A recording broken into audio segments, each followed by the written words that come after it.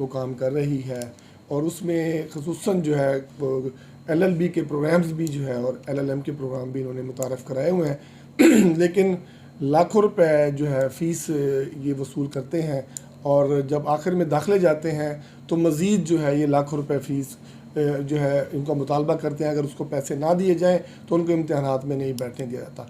उसके साथ साथ ये भी हमें तलबा ने बताया है और हमारे इल्म में ये बात है कि जो टाइम्स यूनिवर्सिटी के डायरेक्टर्स हैं उन्होंने जो जैली डिग्रियां हैं लॉ की, LLM की और दीगर जो उनके पास प्रोग्राम चल रहे हैं उसकी वो जैली डिग्रियां जो है पैसे लेकर लाखों रुपए जो है लेकर वो जारी कर रहे हैं, जो कि एक इंतहाई शर्मनाक जो है उनका ये इकदाम है।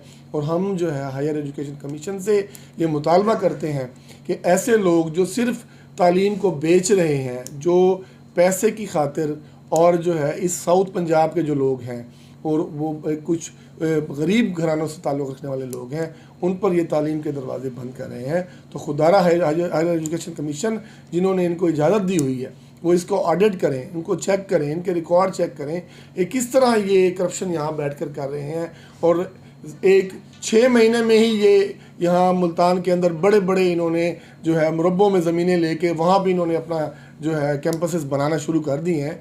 तो इसकी वजह क्या है? तो सिर्फ इसकी वजह ये है कि ये सिर्फ मासूम लोगों को फंसाते हैं और डिग्रियाँ बेचते हैं।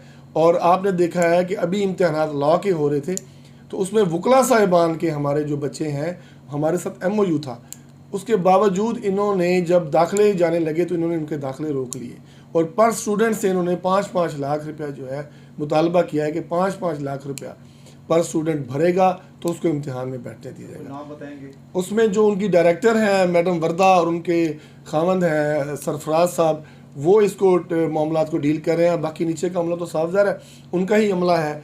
तो हम इसकी शदीद मजम्मत करते हैं और उसमें बहुत सारे तालिब इल्म मेरे पास कल भी यहाँ ऑफिस बैठे रह गए और मैंने बारहा जो है डायरेक्टर से रब्ता करने की कोशिश की, लेकिन वो राब्ते में नहीं आई। वो इसलिए राब्ते में नहीं आई क्योंकि वो करप्शन का उन्होंने जो बाज़ार गर्म किया हुआ है वो उसको अपने जो अकाउंट्स हैं उनको भरने में लगी हुई हैं। और वो सिर्फ़ और सिर्फ साउथ पंजाब में मुल्तान के अंदर वो इदारा इसलिए चला रहे हैं कि वो लोगों से उनकी जेबों से उनकी मेहनत की कमाई जो है लूट कर और वो यहाँ से फरार हो जाए। बतौर लायर क्या कानूनी कार्रवाई करती है? बिल्कुल हमने इस पर जो है मीटिंग भी की है। जी बिल्कुल हमने मीटिंग की है इस पर और हम इंशाल्लाह ताला कानूनी चाराजोई करेंगे। हम हाई कोर्ट में इसके खिलाफ रिट पिटीशन में भी जा रहे हैं और इंशाल्लाह ताला जो भी आम लोगों के लिए रिलीफ हुआ, जो गरीब लोगों के रिलीफ हुआ, वकील हमेशा आम और गरीब आदमी की हकूक़ की जंग लड़ता रहा है। और हम बार एसोसिएशन के प्लेटफॉर्म से आज कह रहे हैं कि इंशाल्लाह ताला हम कानूनी चाराजोई भी करेंगे। हमने HEC को लेटर भी लिख दिया है और आज इंशाल्लाह ताला हम HEC को लेटर भेज देंगे कि HEC जो है वो इसका बाकायदा तौर पर ऑडिट करे, क्योंकि यहाँ पर लोग इतनी मेहनत करके नंबर लेते हैं उसके बावजूद उनको डिग्रियाँ नहीं मिलती और ये लोग यहाँ पर बैठ के डिग्रियों को लाखों रुपए में सेल कर रहे हैं।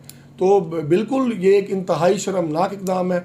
तो मैं आज आप लोगों के तवस्सुत से, आज मीडिया के तवस्सुत से मैं वज़ीर आला पंजाब को भी कहूँगा, मैं वज़ीर आज़म पंजाब को भी कहूँगा, वज़ीर आला पाकिस्तान को भी कहूँगा कि फ़ौरी तौर पर इस पर एक्शन लें।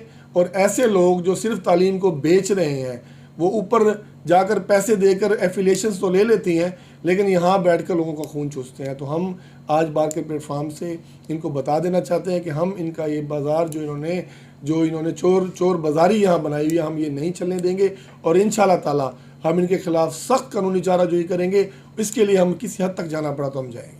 तो सर कोई नाम